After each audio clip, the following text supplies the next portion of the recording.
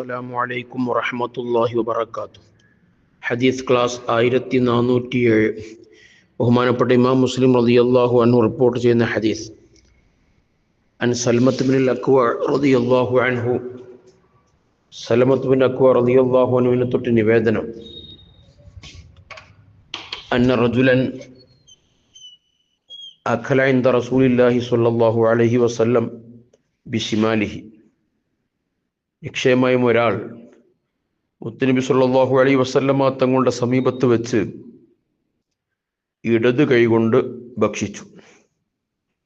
ഫഖാല, അപ്പോൾ ഹബീബ് സല്ലല്ലാഹു അലൈഹി വസല്ലമ തങ്ങൾ പറഞ്ഞു, കുൽ ബിയമീനിക്, വലത് കൈകൊണ്ട് കഴിക്കൂ. അദ്ദേഹത്തോട് വലത്തെ കൈകൊണ്ട് കഴിക്കാൻ വേണ്ടി മുത്തുനബി സല്ലല്ലാഹു അലൈഹി നിങ്ങൾ ആവശ്യപ്പെട്ടു. ഖാല, അദ്ദേഹം പറഞ്ഞു, ലാ അസ്തതിഉ, എനിക്ക് കഴിയൂല എന്ന് പറഞ്ഞു.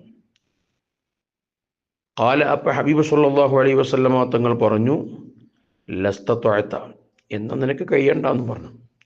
കഴിയില്ലെങ്കിൽ കഴിയണ്ടെന്ന് പറഞ്ഞു.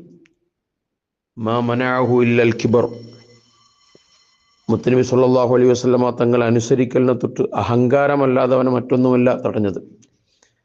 അഹങ്കാരം കൊണ്ടാണ് അവനത് അനുസരിക്കാതിരുന്നത്. ഖാല, സലമത്ത് ബിൻ അക്വ റളിയല്ലാഹു അൻഹു പറയാണ്, ഫമാ റഫഅഹ ഇലാ ഫീഹി, പിന്നീട് ആ കൈ അവൻ വായിലേക്ക് ഉയർത്തിയിട്ടില്ല.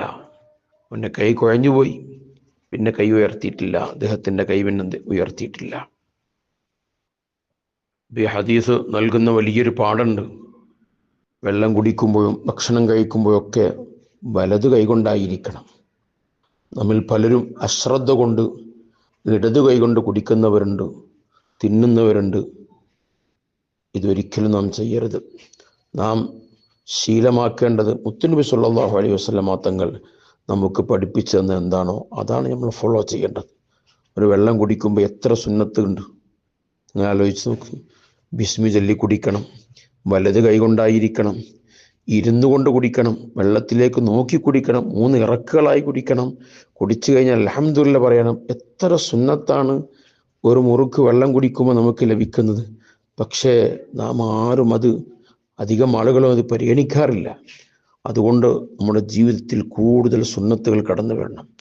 അങ്ങനെ മുത്തുനബി സല്ലല്ലാഹു അലൈഹി വസല്ലമ തങ്ങളിലേക്ക് കൂടുതൽ അടുക്കണം. അല്ലാഹു തആല ഈ റബീഉൽ അവ്വൽ യാത്ര പറയുന്ന സമയത്ത് മുത്തുനബി സല്ലല്ലാഹു അലൈഹി വസല്ലമ തങ്ങളെ കൂടുതൽ ഇത്തിബാഅ ചെയ്ത് ജീവിക്കാനും അവിടത്തോട് കൂടുതൽ അടുക്കാനും അല്ലാഹു നമുക്ക് തൗഫീഖ് നൽകട്ടെ. ആമീൻ.